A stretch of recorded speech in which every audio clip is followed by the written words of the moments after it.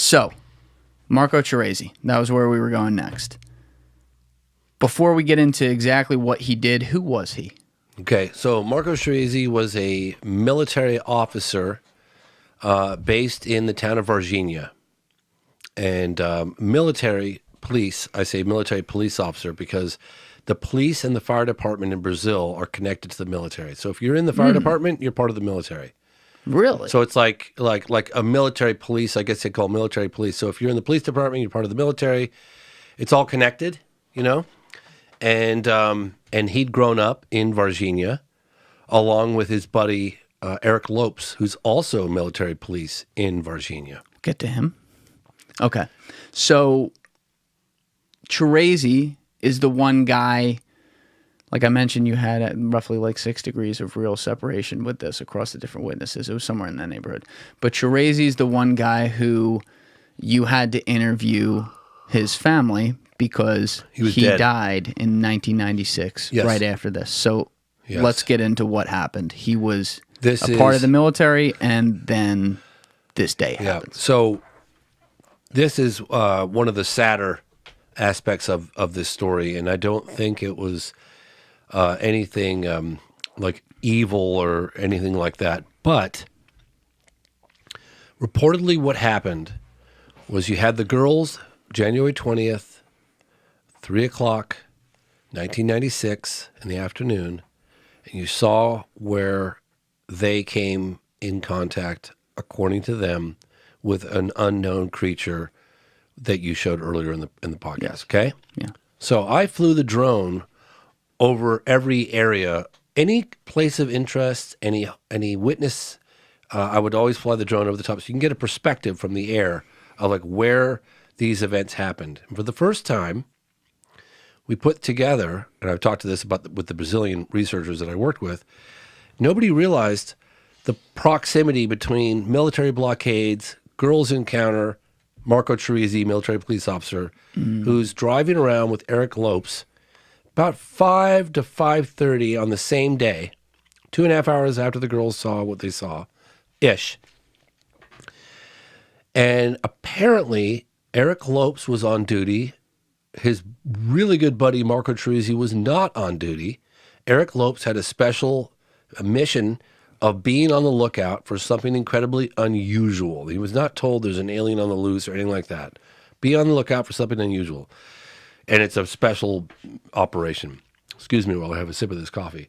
So Yeah, we reloaded you downstairs. Gotta keep you awake. yeah, Doing great. so he goes by his buddy Marco Cherese's house and he says, "Hey, who's married?" And I think his wife was even pregnant. And he says, "Hey, I got this special mission. Blah blah blah. We're on the lookout for something unusual. Do you want to come with me?" And he says, "Sure." And he jumps in the passenger seat and off they go. Well, they're driving down a road which is just a couple of blocks away from where the girls saw this creature reportedly, and this strange-looking creature scurries across the road right in front of their car. It was exactly the same description as what the girls had seen. Eric Lopes, the driver, screeches on his brakes. Marco Cherese leaps out without a moment's hesitation, chases this thing down, doesn't put up hardly any bit of a fight, captures it with his bare hands, and carries it back and apparently puts it on his lap in the back seat, and they drive it to a clinic. They get to the clinic. They have no idea what this thing is.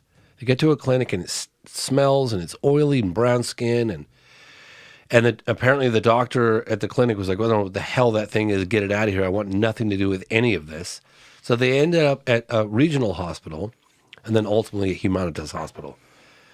A couple days later, that day, apparently Marco Cherese's got this oily, smelly, oil grease stuff all over his body. It smells, and it's just irritating. That ammonia, sulfur kind of Yeah, thing. it's just, and he apparently got rubbing alcohol, and he's rubbing his body down with rubbing alcohol and trying to get that smell, that greasy, oily smell off of him. And he's not like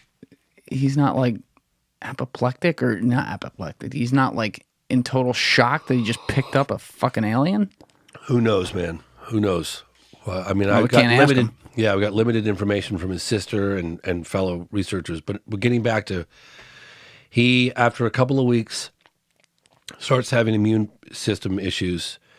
And oh, by the way, he got a cut, a little gash, not a big one, but apparently during the capture, just a little scratch, like right under his arm, right in here somewhere. And Was this at night that he captured the creature? kept it in the late afternoon, early evening, 5:30. So it's 6 not o'clock. dark. No, not totally dark. Now he gets. I want to go back to that real quick, just so that everyone out there can understand. January is summer in Brazil. Okay, so he gets out of the. Eric Lopes is driving. Yes. Cherese's in the car. Yes. He sees this creature and goes, "Stop!" Runs They out. both did. It ran right across the road in front of him, right in front of the car. And was it trying to run away? Yes. And he was just because it's small and he was weak a and lot feeble. faster. Yep, and no question. Did barely put up a fight. Barely put up a fight. And he put it in his hands, and was it like flailing around, or? Grabbed it, put it on his lap. That's all the details I have. And then he got a scratch in the process. Okay, so it was fighting back. Small a little scratch, bit. yeah, Okay. small scratch. Okay. So apparently he takes himself to the hospital. His family's notified.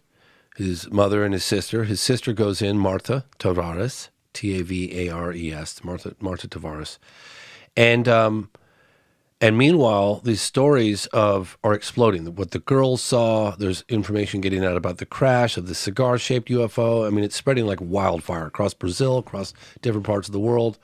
Media frenzy. There's all these people asking, sister, he's in the hospital, and I guess he says to her, like, find out what's going on. I feel okay, but my immune system and the doctor's like, we interviewed the doctor as well who worked on him, Cesario. He said that he'd never seen anything prior in his 20 years prior or his 25 years after. He'd never seen anything like it, where you get an infection from a little cut and the antibiotics aren't responding, and there's something in it that he's never seen before. He's just never seen 23-year-old perfectly healthy with an infection that won't go away. Was the doctor, in speaking with him, was the doctor certain that the actual cut itself was infected and therefore that's what was causing it? No, it was in his bloodstream. Okay. All right, keep going. It was in I'll his ask about that bloodstream. later. Yeah. Okay. And there's more research that's being done on this as we speak. So there's people that did the autopsy, the people that wrote the autopsy report. There's the death certificate. There's a paper trail here that we're following up on. There's people in the media that are actually going after this quietly behind the scenes. And once they make a determination as to a better assertion of exactly what happened, or if there's any kind of indication of a foreign substance in his blood, this will be coming out in this year. So in any case, Marco Cherese gets his infection. The doctor treats him with antibiotics. Nothing's responding. He literally said he threw the kitchen sink at him. Marco Cherese dies. The other doctor that was on duty that day... How many days before he died? he went to the hospital. Within a couple of days, he was dead. It wasn't many. And it was like a week or two later, you said he went to the hospital? 2.5 weeks after, something like that. Okay. Yeah. And she said all the media frenzy, and Marta sat by his bedside, and is the story of this ET true? And he said something to the effect of, this is going to be a really huge, big deal. There's a lot more to this. Thank you for watching the video, guys. Please hit that subscribe button and check out this clip's full podcast episode by clicking here or in the description below.